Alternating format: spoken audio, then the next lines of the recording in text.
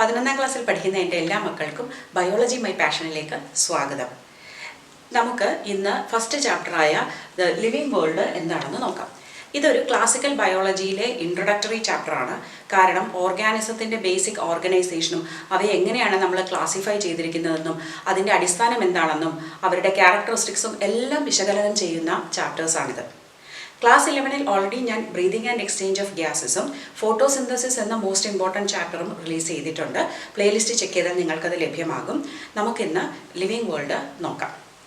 അപ്പോൾ ഈ ചാപ്റ്ററിൽ ഈ യൂണിറ്റിൽ 4 ചാപ്റ്റേഴ്സ് ഉണ്ടെങ്കിലും മറ്റു 3 ചാപ്റ്റേഴ്സ് മനസ്സിലാകണമെങ്കിൽ നമുക്ക് ഈ ഒരു ചാപ്റ്ററാണ് ബേസ് എന്ന് പറയുന്നത്.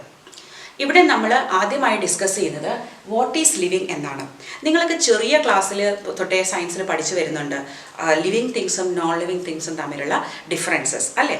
നമുക്കറിയാം ലിവിങ് തിങ്സ് ഗ്രോ, ദേ റീപ്രൊഡ്യൂസ്, അവർക്ക് ശ്വസിക്കണം, റെസ്പിറേഷൻ വേണം, ന്യൂട്രീഷൻ വേണം, അല്ലെങ്കിൽ അവർക്ക് റീപ്രൊഡക്ഷൻ ഉണ്ട്, അവർ പുതിയ പ്രോജനീസിനെ അല്ലെങ്കിൽ കുഞ്ഞുങ്ങളെ ഉണ്ടാക്കുന്നു, പ്രത്യുൽപാദനം അല്ലേ. അല്ലെങ്കിൽ നമുക്ക് പറയാം അവർക്കെല്ലാം റെസ്പോണ്ട് ടു എൻവയൺമെൻറ്റ്, പെട്ടെന്നൊരു സഡൻ നമ്മളിപ്പോൾ എന്നെ ആരെങ്കിലും വിളിച്ചാൽ ഞാൻ വിളി കേൾക്കും അല്ലെ, അതൊരു റെസ്പോൺസാണ്. At the same time emergency സിറ്റുവേഷനിൽ റിയാക്ട് ചെയ്യും, ലൈക്ക് റിഫ്ലെക്സ് ആക്ഷൻ ഉണ്ട്. പിന്നെ മെറ്റബോളിക് റിയാക്ഷൻസ് നമ്മുടെ ബോഡിയിൽ നടക്കുന്നുണ്ട്. അതിന് നമുക്ക് സെൽഫ് ഓർഗനൈസേഷൻ ഉണ്ട്, ബോഡി ഓർഗനൈസേഷൻ ഉണ്ട്. ഇതെല്ലാം നമ്മുടെ ക്യാരക്ടറിസ്റ്റിക്സ് ആണ്. നമ്മുടെ എന്ന് പറയുമ്പോൾ ലിവിങ് ഓർഗാനിസത്തിൻ്റെ ക്യാരക്ടറിസ്റ്റിക്സ് ആണ്. പക്ഷേ നമുക്ക് ഈ ക്യാരക്ടറിസ്റ്റിക്സ് കൊണ്ട് മാത്രം ഒന്നിനെ ലിവിങ് എന്ന് പറയാൻ പറ്റുമോ? നമുക്ക് അങ്ങനെ ഡിസ്കസ് ചെയ്യാം. അങ്ങനെ നോക്കുമ്പോൾ നമ്മൾ ആദ്യമായി പറയുന്നത് ആദ്യത്തെ ഫീച്ചർ ഓഫ് ലിവിങ് ഓർഗാനിസം നമ്മൾ കൺസിഡർ ചെയ്യുന്നത് ലിവിങ് ഓർഗാനിസംസ് ക്യാൻ ഗ്രോ അല്ലേ. എല്ലാ ലിവിങ് ഓർഗാനിസത്തിനും വളരാൻ കഴിയും. പക്ഷേ നമ്മൾ വളർച്ച എന്നതുകൊണ്ട് എന്താണ് ഉദ്ദേശിക്കുന്നത്? ഒരു ചേഞ്ച് ഹാപ്പൻ ചെയ്യുന്നു, അത് ഇറിവേഴ്സിബിൾ ചേഞ്ച് ആണ്. പക്ഷേ ഇവിടെ 2 രീതിയിൽ നമുക്കത് കാൽക്കുലേറ്റ് ചെയ്യാം. ഒന്ന് മാസ് ഇൻക്രീസ് ചെയ്യുക എന്നുള്ളതാണ്. മാസ് എന്ന് പറയുന്നത് ഒരു സെല്ലിൻ്റെ പ്രോട്ടോപ്ലാസത്തിൻ്റെ കണ്ടന്റ് വർദ്ധിക്കുക. അപ്പോൾ അത് സ്വാഭാവികമായും വളരുന്നു എന്ന് പറയാം. ഇനി രണ്ടാമത് ഒരു രീതിയിൽ അളക്കുന്നത് എങ്ങനെയാണ്? നമ്പർ കൂടിയാലും നമുക്കത് വളരുന്നു എന്ന് പറയാം. അപ്പോൾ ആദ്യത്തെ മാസ് നമ്മൾ കൺസിഡർ ചെയ്യുകയാണെങ്കിൽ അതൊരു ഇൻട്രിൻസിക് ചേഞ്ച് ആണ് അല്ലേ, അല്ലെങ്കിൽ ഇൻട്രിൻസിക് ഗ്രോത്ത് ആണ്, ഉള്ളിലുള്ളതാണ്. നമ്മുടെ സെല്ലിൻ്റെ പ്രോട്ടോപ്ലാസത്തിനകത്താണ് ആ ചേഞ്ച് സംഭവിക്കുന്നത്. അപ്പോൾ അതുകൊണ്ട് തന്നെ അതെന്ത് സംഭവിക്കുന്നു? ആ സെല്ല് ഗ്രോ ചെയ്യുന്നു എന്ന് നമുക്ക് പറയാം. അപ്പോൾ അതേസമയം ഗ്രോത്ത് പല ഓർഗാനിസത്തിലും ഡിഫറെൻ്റ് ആണ്. നമ്മളിപ്പോൾ പ്ലാന്റ്സിൻ്റെ കാര്യം എടുത്താൽ പ്ലാന്റ്സിൻ്റെ അഗ്രഭാഗത്തും ചില പ്രത്യേക ഭാഗങ്ങളിലും എന്തുണ്ട്? മെരിസ്റ്റമാറ്റിക് ടിഷ്യൂസ് ഉണ്ട് അല്ലേ. ഈ മെരിസ്റ്റമാറ്റിക് സെൽസ് എന്ന് പറയുന്നത് കണ്ടിന്യൂസ് ആയിട്ട് വിഭജിച്ചുകൊണ്ടിരിക്കുന്ന കോശങ്ങളാണ്. അതുകൊണ്ട് തന്നെ അവ പുതിയ പുതിയ കോശങ്ങളെ ആഡ് ചെയ്തിട്ട് ഈ പ്ലാന്റ് വളർന്നുകൊണ്ടേയിരിക്കും. അപ്പോൾ പ്ലാന്റ്സിൽ ഗ്രോത്ത് എന്ന് പറയുന്നത് അൺലിമിറ്റഡ് ആണ്, അല്ലെങ്കിൽ ജീവിതകാലം മുഴുവൻ അത് വളർന്നുകൊണ്ടിരിക്കും. പക്ഷേ ആനിമൽസിൽ അങ്ങനെയാണോ? അല്ല.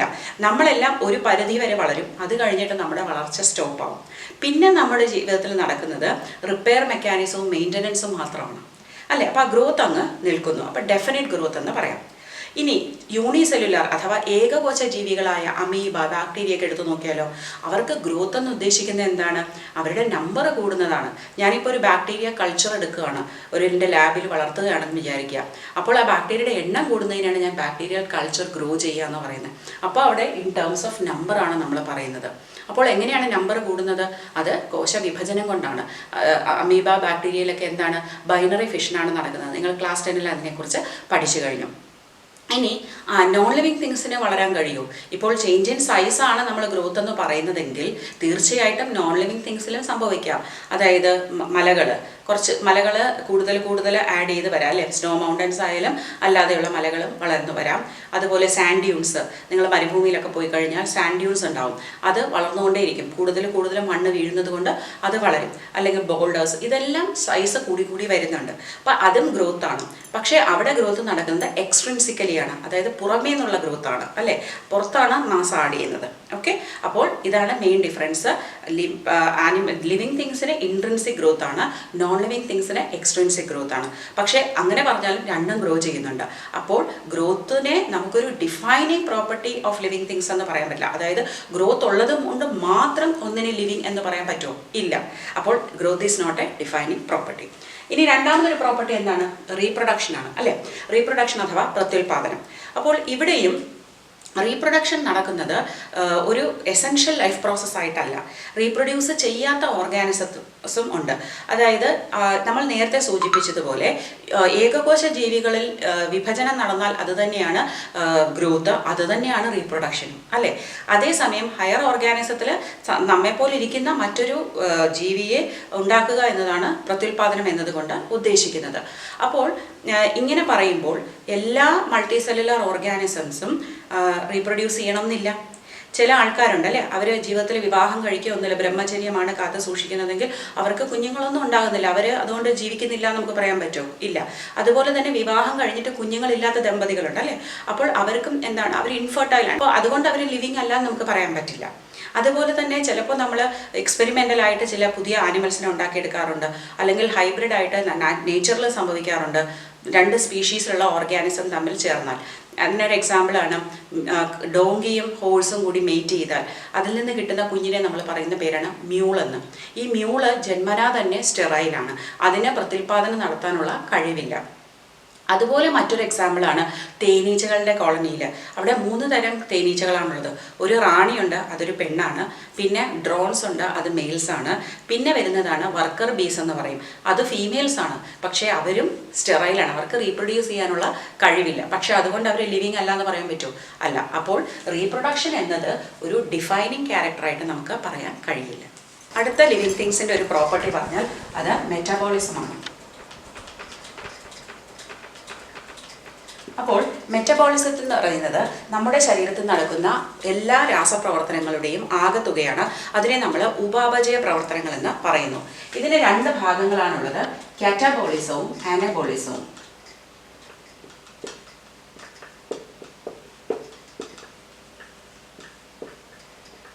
ഈ കാറ്റബോളിസം എന്നതുകൊണ്ട് ഉദ്ദേശിക്കുന്നത് അപചയ പ്രവർത്തനങ്ങൾ. അതായത് വലിയ സബ്സ്റ്റൻസ് ഒക്കെ നമ്മൾ കഴിക്കുന്ന സ്റ്റാർച്ചൊക്കെ ബ്രേക്ക് ഡൗൺ ചെയ്ത് ഗ്ലൂക്കോസ് ആവുന്ന ബ്രേക്ക് ഡൗൺ അല്ലെങ്കിൽ വിഘടിപ്പിക്കുന്ന അപചയ പ്രവർത്തനമാണ് കാറ്റബോളിസം.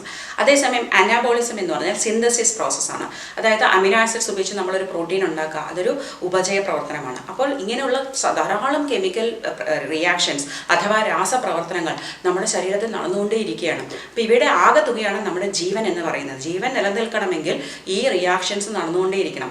ഈ റിയാക്ഷൻസ് എപ്പോഴെങ്കിലും ഒരു സന്തുലിതാവസ്ഥയിൽ എത്തി അത് നിന്നുപോയാൽ അപ്പോഴാണ് ലൈഫ് എൻഡ് ആകുന്നത്. അപ്പോൾ ഇവിടെ ഈ മെറ്റബോളിക് റിയാക്ഷൻസ് എന്ന് പറയുന്നത് പല രാസപ്രവർത്തനങ്ങളും പുറത്ത് സെല്ലിൻ്റെ അല്ലാതെ നടക്കുന്ന റിയാക്ഷൻസും ആകാം. ഫോർ എക്സാമ്പിൾ, എൻ്റെ ബോഡിയിൽ നടക്കുന്ന ഒരു ചെറിയ രാസപ്രവർത്തനം പുറത്ത് നമുക്ക് ടെസ്റ്റ് ട്യൂബിൽ നടത്താൻ കഴിയും. പക്ഷേ അത് ടെസ്റ്റ് ട്യൂബിൽ നടന്നാൽ നമ്മളതിനെ മെറ്റബോളിസം എന്ന് പറയുന്നില്ല. അതൊരു ലിവിങ്ങോ നോൺ ലിവിങ്ങോ അല്ലാത്തൊരു രാസപ്രക്രിയ എന്നേ നമുക്ക് പറയാൻ പറ്റുള്ളൂ. അപ്പോൾ മെറ്റബോളിസം എന്നത് ഒരു സെല്ലിൻ്റെ അകത്ത് നടക്കുന്നതാണ്, അല്ലെങ്കിൽ കോശത്തിൻ്റെ അകത്ത് നടക്കുന്നതാണ്. അതുകൊണ്ട് തന്നെ നമുക്കതിനെ ഒരു ലിവിങ് ഡിഫൈനിങ് പ്രോപ്പർട്ടി എന്ന് പറയും. അതായത് മെറ്റബോളിസം നടക്കുന്നുണ്ടെങ്കിൽ തീർച്ചയായും ആ ജീവിയെ അല്ലെങ്കിൽ ആ കോശത്തെ നമുക്ക് ലിവിങ് എന്ന് പറയാം. അപ്പോൾ സെല്ലുലാർ ഓർഗനൈസേഷനും മെറ്റബോളിസത്തോടൊപ്പം ഒരു ഡിഫൈനിങ് പ്രോപ്പർട്ടിയാണ്. സെല്ല് ഉണ്ടാവുക എന്നത് തന്നെ ഒരു ഡിഫൈനിങ് പ്രോപ്പർട്ടിയാണ്. Next is sensing the surroundings.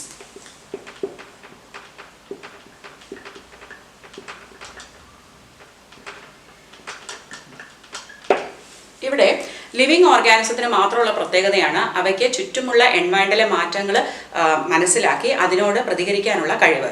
എന്ത് രീതിയിലാകാം, അത് ഫിസിക്കലാകാം, കെമിക്കലാകാം, ബയോളജിക്കലാകാം. ഇപ്പോൾ പെട്ടെന്ന് ചൂട് വന്നാൽ നമ്മളൊന്ന് ഫാൻ ഇടുന്നു, അല്ലേ? അല്ലെങ്കിൽ AC ഓൺ ചെയ്യുന്നു, അതൊരു റിയാക്ഷനാണ്. അല്ലെങ്കിൽ ആരെങ്കിലും എന്നെ പെട്ടെന്ന് വിളിച്ചാൽ ഞാൻ നോക്കുന്നു. എന്നോട് അമ്മ പറയാണ്, മോളെ അതൊന്ന് എടുത്തതാണ്, അപ്പം ഞാനത് എടുത്തു കൊടുക്കും, അല്ലേ? കാരണം അതൊക്കെ എന്താണ്, ഞാനതിനെ റെസ്പോണ്ട് ചെയ്യുന്നതാണ്. അതല്ലെങ്കിൽ പെട്ടെന്ന് എൻ്റെ കയ്യിൽ എന്തെങ്കിലും ഒരു ഇൻസെക്റ്റ് എടുത്തോട്ട് വന്നാൽ ഞാൻ പെട്ടെന്ന് മാറുന്നു. ഇതെല്ലാം എന്താണ്, നമ്മുടെ റെസ്പോൺസസ് ആണ്. അപ്പോൾ അത് ലിവിങ് തിങ്സിന് മാത്രമേ അങ്ങനെ റെസ്പോണ്ട് ചെയ്യാൻ കഴിയുള്ളൂ. അതേസമയം ഇവിടെയുള്ളൊരു ടേബിളിനെ ഞാൻ എടുത്തൊരു കോമ്പസ് ഇട്ട് കുത്തിയാൽ പോലും ടേബിൾ പ്രതികരിക്കില്ല, കാരണം അതിന് പ്രതികരണശേഷിയില്ല. അപ്പോൾ ലിവിങ് തിങ്സിന് മാത്രമുള്ള പ്രത്യേകതയാണ് എന്ത്, ഈ റെസ്പോണ്ട് ടു സ്റ്റിമുലൈ അല്ലെങ്കിൽ എൻവയൺമെൻറ്റ് എന്നുള്ളത്. ഇനി എല്ലാ ജീവികളും ഈ പരിസരത്തുള്ള മാറ്റങ്ങളുമായിട്ട് റെസ്പോണ്ട് ചെയ്യുമെങ്കിലും അവയെല്ലാം എൻവയൺമെൻറ്റിലുള്ള മാറ്റങ്ങളെക്കുറിച്ച് അവെയർ ആണെങ്കിലും ഒരു സെൽഫ് അവെയർനെസ് അല്ലെങ്കിൽ ആത്മബോധം ഉള്ളത് നമുക്ക് മാത്രമാണ്. ഹ്യൂമൻ ബീങ്സിന് മാത്രമേ ഉള്ളൂ സെൽഫ് കോൺഷ്യസ്നെസ് എന്ന ആ ഒരു പ്രത്യേകത. അപ്പോൾ നമുക്ക് പറയാം ഇതൊരു ഡിഫൈനിങ് പ്രോപ്പർട്ടിയാണെന്ന്. അപ്പോൾ ലിവിങ് തിങ്സിന് മാത്രമേ അവരുടെ സറൗണ്ടിങ് സെൻസ് ചെയ്ത് അതിനോട് പ്രതികരിക്കാനുള്ള കഴിവുള്ളൂ. റെസ്പോണ്ട് ടു സ്റ്റിമുലൈ അല്ലെങ്കിൽ സെൽഫ് കോൺഷ്യസ്നെസ് എന്നത് ഒരു ലിവിങ് തിങ്സിൻ്റെ ഡിഫൈനിങ് പ്രോപ്പർട്ടി ആയിട്ട് നമുക്ക് മനസ്സിലാക്കാം. നമുക്ക് ചുറ്റുമുള്ള ഡൈവേഴ്സിറ്റി എന്ന് പറഞ്ഞാൽ വളരെ വലുതാണ്. അപ്പോൾ ഒത്തിരി തരത്തിലുള്ള ആനിമൽസും പ്ലാന്റ്സും ഏകകോശ ജീവികളും ഒക്കെ നമ്മുടെ ചുറ്റുമുണ്ട്. ഇവയെല്ലാം ഒന്നൊന്നായിട്ട് പഠിക്കുക എന്ന് പറയുന്നത് വളരെ പ്രയാസകരമാണ്. നമ്മുടെ ഒരു ജീവിതം മതിയാകില്ല. ഓൾമോസ്റ്റ് 1.7 മില്യൺ സ്പീഷീസ് ആണ് കണ്ടുപിടിക്കപ്പെട്ടിട്ടുള്ളത്. അതിലേറെ കണ്ടുപിടിച്ചിട്ടില്ല. അപ്പോൾ നമുക്ക് ഇവയെ എളുപ്പത്തിൽ പഠിക്കാൻ വേണ്ടി സിമിലാരിറ്റീസ് ഉള്ള ചെറിയ ചെറിയ ഗ്രൂപ്പുകളായിട്ടാണ് തിരിച്ചിട്ട് പഠിക്കുന്നത്. അതിനെ നമ്മൾ ക്ലാസിഫിക്കേഷൻ എന്നാണ് പറയുന്നത്. ഈ ക്ലാസിഫിക്കേഷൻ സിസ്റ്റത്തിൽ ഉൾപ്പെടുത്തുന്ന ഓർഗാനിസത്തിന് കുറച്ച് സിമിലാരിറ്റീസ് കാണും അല്ലെ. അപ്പോൾ അവരെ നമുക്ക് എളുപ്പത്തിൽ പഠിച്ചെടുക്കാനും കഴിയും. അപ്പോൾ ക്ലാസിഫിക്കേഷനുള്ള ആദ്യത്തെ ചില ശ്രമങ്ങൾ നടത്തിയ സയൻറ്റിസ്റ്റിനെ കുറിച്ച് നമുക്ക് പഠിക്കാം. ഏറ്റവും ആദ്യം ഇതിലെ പൈനിയർ എന്ന് പറയുന്നത് ഒരു ഗ്രീക്ക് ഫിലോസഫറായ അരിസ്റ്റോട്ടിലാണ്. അരിസ്റ്റോട്ടലിനെ നമ്മൾ ബയോളജിയുടെ പിതാവ് എന്നാണ് പറയുന്നത്. ഇദ്ദേഹം ആദ്യം പ്ലാന്റ്സിനെ ഹെർബ്സ്, ഷബ്സ്, ട്രീസ് എന്നൊക്കെ ക്ലാസിഫൈ ചെയ്തു. കൂടാതെ ആനിമൽസിനെ അവ ജീവിക്കുന്ന സാഹചര്യം അല്ലെങ്കിൽ ഹാബിറ്റാറ്റ് വെച്ചിട്ട് ലാൻഡിലുള്ളവ, വെള്ളത്തിലുള്ളവ, അതായത് കരയിലെ, വെള്ളത്തിലും ആകാശത്ത് ജീവിക്കുന്നത് എന്ന് തരംതിരിക്കുകയുണ്ടായി. പിന്നെയുള്ള ഒരു കോൺട്രിബ്യൂഷൻ വന്നത് ഒരു ഇന്ത്യൻ ആയുർവേദ ആചാര്യനായ ചരകനിൽ നിന്നാണ്. ചരകനെ നമ്മൾ പറയുന്നത് ആയുർവേദത്തിൻ്റെ പിതാവ് എന്നാണ്. അദ്ദേഹം 200-ലധികം ആനിമൽസിനെയും 350-ലധികം പ്ലാന്റ്സിനെയും കുറിച്ച് അദ്ദേഹത്തിൻ്റെ പുസ്തകമായ ചരക സംഹിതയിൽ നിർവചിച്ചിട്ടുണ്ട്. ഇതുകൂടാതെ ഒരു ഇംഗ്ലീഷ് നാച്ചുറലിസ്റ്റായ ജോൺ റേ ഈ സ്പീഷീസിനെയൊക്കെ തരംതിരിക്കാനുള്ള ഒരു കീ സിസ്റ്റം ഇവോൾവ് ചെയ്തു. എങ്കിലും ഏറ്റവും മേജർ കോൺട്രിബ്യൂഷൻ എന്ന് പറയുന്നത് നമ്മുടെ ടാക്സോണമിയുടെ പിതാവ് എന്നറിയപ്പെടുന്ന കോൾ ലിനേയസ് ആണ്. കരോളസ് ലിനേയസ്, നമുക്ക് കോൾ ലിനേയസ് എന്ന് പറയാം. അദ്ദേഹത്തിൻ്റെ കോൺട്രിബ്യൂഷൻ എന്തെന്നാൽ 5900 സ്പീഷീസ് ഓഫ് പ്ലാന്റ്സും 4200 സ്പീഷീസ് ആനിമൽസും അദ്ദേഹം ഡിസ്ക്രൈബ് ചെയ്യുകയുണ്ടായി. അതുകൂടാതെ ബൈനോമിയൽ നോമൻക്ലേച്ചർ എന്ന ഒരു നെയിമിംഗ് സിസ്റ്റം, അതായത് ഒരു സയൻറ്റിഫിക് ആയിട്ടുള്ള ശാസ്ത്രീയ നാമകരണം കൂടി അദ്ദേഹം കണ്ടുപിടിച്ചു. 2 വേർഡ്സ് ഉപയോഗിച്ചാണ് നമ്മളിവിടെ നാമകരണം ചെയ്യുന്നത്. അതിനെക്കുറിച്ചെല്ലാം ഇദ്ദേഹം എക്സ്പ്ലെയിൻ ചെയ്തത് അദ്ദേഹത്തിൻ്റെ പുസ്തകമായ സിസ്റ്റമാ നാച്ചുറേ എന്നതിലാണ്. ടാക്സോണമി എന്ന് പറഞ്ഞാൽ the process of classifying organisms into different groups. നമ്മൾ ഓർഗാനിസത്തിനെ ഗ്രൂപ്പ് ചെയ്ത് ക്ലാസിഫൈ ചെയ്ത് പല പല ഡിവിഷൻ, അതായത് ഗ്രൂപ്പ്സിൽ ഇടുന്നതിനെയാണ് ടാക്സോണമി എന്ന് പറയുന്നത്. ഇവിടെ ടാക്സ എന്നാണ് ഓരോ ഗ്രൂപ്പിൻ്റെയും പേര്. ടാക്സ എന്നത് പ്ലൂറലാണ്, ഏകവചനം ടാക്സൺ എന്നാണ്. ഇനി ഇതിന് മെയിനായിട്ട് ഡീൽ ചെയ്യുന്നത് ഐഡൻറ്റിഫിക്കേഷനും ക്ലാസിഫിക്കേഷൻ ഓഫ് ഓർഗാനിസംസ് ആണ്. അപ്പോൾ ഇതിനൊരു സിസ്റ്റമാറ്റിക് അപ്രോച്ച് ഉണ്ട്. ആദ്യമായിട്ട് നമുക്ക് ക്യാരക്ടറൈസേഷൻ ചെയ്യണം. അതായത് ഞാനൊരു പുതിയ പ്ലാന്റ് കണ്ടുപിടിച്ചു അല്ലെങ്കിൽ ഒരു പുതിയ ആനിമലിനെ ഞാൻ കണ്ടു. അപ്പോൾ ആദ്യം അതിൻ്റെ ക്യാരക്ടേഴ്സ് ഞാൻ സ്റ്റഡി ചെയ്യും. രണ്ടാമത്തെ സ്റ്റെപ്പ് എന്ന് പറയുന്നത് ഐഡൻറ്റിഫിക്കേഷൻ. ഐഡൻറ്റിഫൈ ചെയ്യുക എന്ന് ഉദ്ദേശിക്കുന്നത് ഈ കിട്ടിയ പ്ലാന്റ് അല്ലെങ്കിൽ ആനിമൽ നമ്മൾ ഓൾറെഡി ഡിസ്ക്രൈബ് ചെയ്തിട്ടുള്ള അല്ലെങ്കിൽ ഓൾറെഡി എക്സിസ്റ്റിംഗ് ആയിട്ടുള്ള ഒരു ആനിമൽ അല്ലെങ്കിൽ പ്ലാന്റുമായിട്ട് ഐഡൻറ്റിക്കൽ ആകാം, അല്ലെങ്കിൽ കുറച്ച് സിമിലാരിറ്റീസ് ഉണ്ടാകാം. അപ്പോൾ അതിൻ്റെ അർത്ഥം എന്താ? ഇതും ഏതാണ്ട് ആ ഗ്രൂപ്പിലാണ് പെടുന്നത് എന്നല്ലേ. ഇനി മൂന്നാമത്തെ സ്റ്റെപ്പ് എന്താണ്? നോമൻക്ലേച്ചർ, ശാസ്ത്രീയ നാമകരണം. അതായത് നമ്മൾ ഓരോരുത്തരും പല പേരിലാണ് പല കാര്യങ്ങളും പറയുന്നത് നമ്മുടെ കൊളോക്കിയൽ ലാംഗ്വേജിൽ. ഇപ്പോൾ നമുക്ക് ഇന്ത്യയിൽ തന്നെ പല ലാംഗ്വേജസ് ഉണ്ട് അല്ലേ. ഇപ്പോൾ ഞാൻ പറയുന്നതായിരിക്കില്ല ബംഗാളീസ് പറയുന്നത്, ബംഗാളി പറയുന്നതായിരിക്കില്ല ഹിന്ദിയിൽ അല്ലെങ്കിൽ ഗുജറാത്തിയിൽ, മറാഠിയിൽ പറയുന്നത്. അപ്പോൾ കമ്മ്യൂണിക്കേഷൻ ഡിഫിക്കൽട്ട് ആകും. എന്തിനാ? ഈവൻ നമ്മുടെ കേരളത്തിൽ തന്നെ സൗത്തിൽ ഉപയോഗിക്കുന്ന ചില വാക്കുകളും നോർത്തിലെ വാക്കുകളും തമ്മിൽ വ്യത്യാസമുണ്ട് അല്ലേ. നമുക്കിപ്പോൾ ഞാൻ തിരുവനന്തപുരത്താണ്. അപ്പോൾ തിരുവനന്തപുരത്തുള്ള എനിക്ക് കണ്ണൂരുള്ള ആൾക്കാരുടെ സംസാരത്തിൽ ചിലതൊന്നും ചിലപ്പോൾ പിടികിട്ടിയെന്ന് വരില്ല. പ്രത്യേകിച്ച് നമ്മൾ പഴങ്ങളുടെ പേര് അല്ലെങ്കിൽ നമ്മുടെ മീനിൻ്റെ പേരൊക്കെ പറയുമ്പോഴേക്കും എൻറ്റയർലി ഡിഫറെൻ്റ് ആയിരിക്കും. അപ്പോൾ ഇതിനെയൊക്കെ സോൾവ് ചെയ്യാനായിട്ട് ഇൻ്റർനാഷണലി ഒരു സിസ്റ്റമുണ്ട്, ശാസ്ത്രീയ നാമകരണം. അതുകൊണ്ട് 2 വേർഡ്സാണ് നമ്മൾ ഉപയോഗിക്കുന്നത്. അപ്പോൾ ഈ വേർഡ്സ് തമ്മിൽ ഉപയോഗിക്കുമ്പോൾ അത് എല്ലാവർക്കും ഒരേ രീതിയിലാണ്. അപ്പോൾ അതിൽ വ്യത്യാസമില്ല.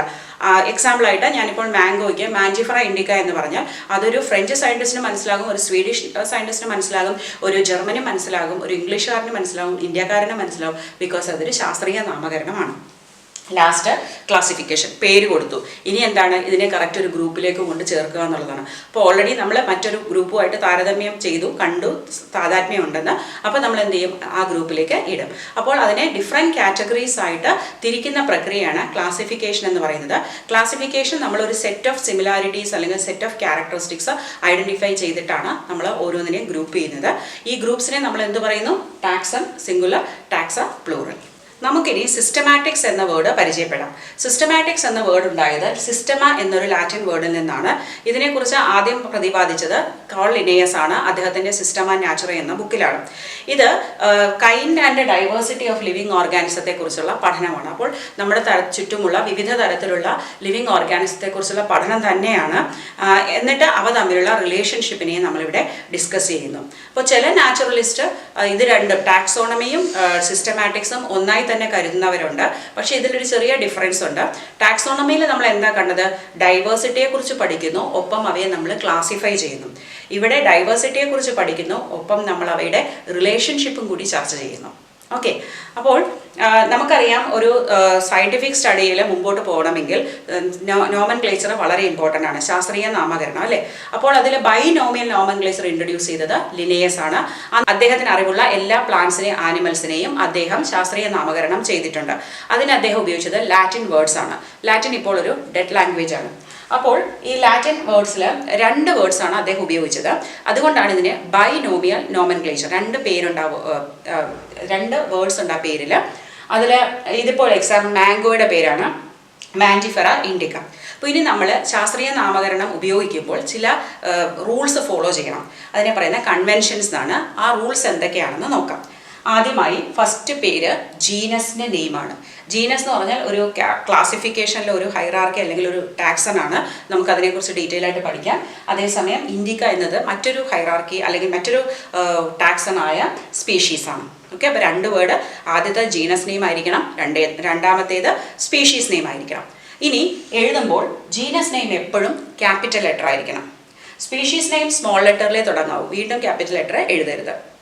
മൂന്നാമത്, നമ്മൾ ഹാൻഡ് റിട്ടൺ ആണെങ്കിൽ അതിനെ 2 ലൈൻ സെപ്പറേറ്റ് ലൈൻ കൊണ്ട് അണ്ടർലൈൻ ചെയ്യണം. ഇനി അത് പ്രിന്റ് ചെയ്യുകയാണെങ്കിലോ നമ്മളത് ഫോണ്ട് ഇറ്റാലിക്സിലാക്കണം. ഈ ചരിഞ്ഞിട്ടുള്ള ഫോണ്ടാക്കി മാറ്റണം. ആ വേർഡ് മാത്രം ഇറ്റാലിക്സിൽ കൊടുക്കണം. അപ്പോൾ നമുക്കറിയാം അതൊരു സയൻറ്റിഫിക് നെയിം ആണെന്ന്. പിന്നെ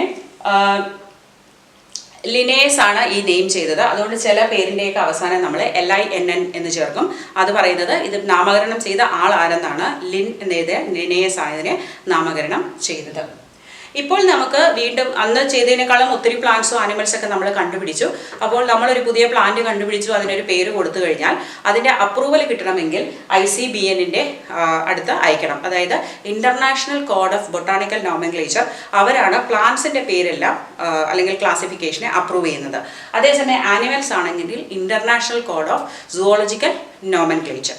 നിങ്ങൾ കെമിസ്ട്രിയിൽ IUPAC നെയിമിംഗ് പഠിച്ചില്ലേ, അതുപോലെ തന്നെയാണ് ഇവിടെ ICBNനും ICZNുമാണ് ഈ കാര്യങ്ങളൊക്കെ നോക്കുന്നത്.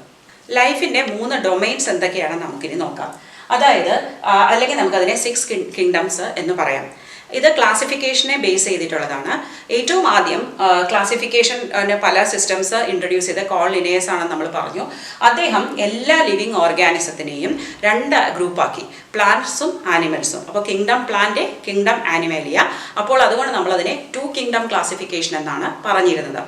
അങ്ങനെ നോക്കുമ്പോൾ കുറേ പ്രശ്നങ്ങളുണ്ടായിരുന്നു. ചില ആനിമൽസിൻ്റെയൊക്കെ പ്ലാന്റ് ആണോ ആനിമൽ ആണോ എന്നൊക്കെയുള്ള തർക്കങ്ങൾ നിലനിന്നു. അതിനെക്കുറിച്ചൊക്കെ നമ്മൾ ഇനി വരും ചാപ്റ്ററിൽ പഠിക്കും. അപ്പോൾ ആ ഒരു തർക്കങ്ങളെ എല്ലാം സോൾവ് ചെയ്തുകൊണ്ട് 1969 നമ്മുടെ റോബർട്ട് വിറ്റേക്കർ ഒരു 5 കിങ്ഡം ക്ലാസിഫിക്കേഷൻ കൊണ്ടുവന്നു. അതായത് ഈ 2ആയിട്ട് തിരിക്കാതെ പ്രശ്നങ്ങളുള്ള ഇതിനെയൊക്കെ വേറെ വേറെ കിങ്ഡമാക്കി മാറ്റി. അങ്ങനെ അദ്ദേഹം ഒരു 5 കിങ്ഡം ക്ലാസിഫിക്കേഷൻ പ്രൊപ്പോസ് ചെയ്തു. ആദ്യത്തേത് കിങ്ഡം മൊണേറ, അതിൽ പ്രോക്യാരിയോട്സിനെ എല്ലാം ഇട്ടു.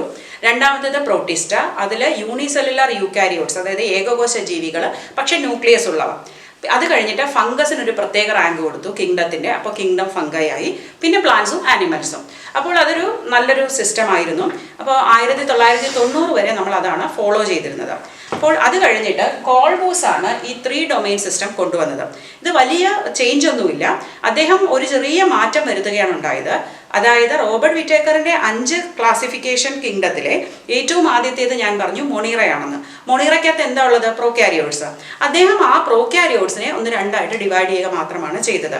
അതായത് പ്രോക്യാരിയോട്ട് എന്ന് പറയുന്നത് ന്യൂക്ലിയർ മെംബ്രെയിൻ ഇല്ലാത്ത പ്രിമിറ്റീവ് ഓർഗാനിസംസ് ആണ് അല്ലേ. അതിൽ പ്രധാനമായിട്ട് വരുന്നത് എന്താണ്? ബാക്ടീരിയ. അപ്പോൾ ബാക്ടീരിയ എന്ന് പറയുന്നത് ലൈഫ് ഒറിജിനേറ്റ് ചെയ്തപ്പോൾ മുതലുള്ളതാണ്. അപ്പോൾ അന്നത്തെ ആ പ്രിമിറ്റീവ് കണ്ടീഷൻസിൻ്റെ ആ ഒരു ഹാർഷ് കണ്ടീഷനിൽ എക്സിസ്റ്റ് ചെയ്യുന്ന ചില ബാക്ടീരിയ ഇപ്പോഴും ഉണ്ട്. അതായത് അവയ്ക്ക് ആസിഡ്സിൽ ജീവിക്കാൻ കഴിയും, അല്ലെങ്കിൽ അവയ്ക്ക് ഹോട്ട് തെർമൽ വെൻസിൽ 100 ഡിഗ്രി സെൽഷ്യസ് ഉള്ളിടത്ത് ജീവിക്കാൻ പറ്റും. അവ ചാണകത്തിൽ ജീവിക്കുന്നുണ്ട്, അല്ലെങ്കിൽ ഈ ആനിമൽസിൻ്റെയൊക്കെ ഗട്ടിനകത്ത് ജീവിക്കുന്നുണ്ട്. അപ്പോൾ ഇതിനെയൊക്കെ കൂടി പറയുന്ന പേരാണ് ഒരു പ്രിമിറ്റീവ് ബാക്ടീരിയ. അപ്പോൾ ഈ ഒരു പ്രിമിറ്റീവ് ബാക്ടീരിയ അദ്ദേഹം ആർക്കിയ എന്നൊരു ഗ്രൂപ്പാക്കി മാറ്റി. അപ്പോൾ ആർക്കി ബാക്ടീരിയ എന്ന് തിരിച്ചു. പിന്നെ സാധാരണ കണ്ടീഷനിൽ ജീവിക്കുന്ന ബാക്കി എല്ലാ ബാക്ടീരിയയും കൂടി അദ്ദേഹം യു ബാക്ടീരിയ എന്നും തിരിച്ചു. അപ്പോൾ ഒരേ ഒരു ചേഞ്ചാണ് വരുത്തിയത്. മൊണീറ എന്താക്കി മാറ്റി? ആർക്കി ബാക്ടീരിയ ആൻഡ് യു ബാക്ടീരിയ. പിന്നെ ബാക്കിയെല്ലാം സെയിം ആണ്, protista, fungi, plant and Animalia. അപ്പോൾ 5 കിങ്ഡം എന്നുള്ളത് എന്തായിട്ട് മാറി? 6 കിങ്ഡംസ് എന്നായി മാറി. അതല്ലെങ്കിൽ നമ്മൾ മൊത്തത്തിൽ ഡൊമൈനായിട്ട് അത് കൺസിഡർ ചെയ്യുകയാണെങ്കിൽ 3 ഡൊമൈനായിട്ട് തിരിച്ചു. ആർക്കിയ ഒരു ഡൊമൈൻ, ബാക്ടീരിയ മറ്റൊരു ഡൊമൈൻ, പിന്നെ ഓൾ യൂക്യാരിയോട്സ്, അതായത് ന്യൂക്ലിയസ് ഉള്ള എല്ലാം കൂടി ഒരൊറ്റ ഗ്രൂപ്പ്. അങ്ങനെയാണ് 3 ഡൊമൈൻ സിസ്റ്റം എന്ന് പറയുന്നത്. അപ്പോൾ ഇന്ന് പഠിച്ച പാഠഭാഗങ്ങളെല്ലാം നിങ്ങൾക്ക് നന്നായി മനസ്സിലായി എന്ന് കരുതുന്നു. നിങ്ങൾക്ക് എന്തെങ്കിലും സംശയമുണ്ടെങ്കിൽ കമൻറ്റ് ബോക്സിൽ രേഖപ്പെടുത്തണം. എൻ്റെ പാഠഭാഗങ്ങൾ ഇഷ്ടമാകുന്നുണ്ടെങ്കിൽ തീർച്ചയായും ലൈക്ക് ചെയ്യണം. നിങ്ങളുടെ ഫ്രണ്ട്സിനൊക്കെ ഷെയർ ചെയ്ത് കൊടുക്കണം. സബ്സ്ക്രൈബ് ചെയ്തിട്ടില്ലെങ്കിൽ തീർച്ചയായിട്ടും സബ്സ്ക്രൈബ് ചെയ്യണം. Thank you for watching biology my passion.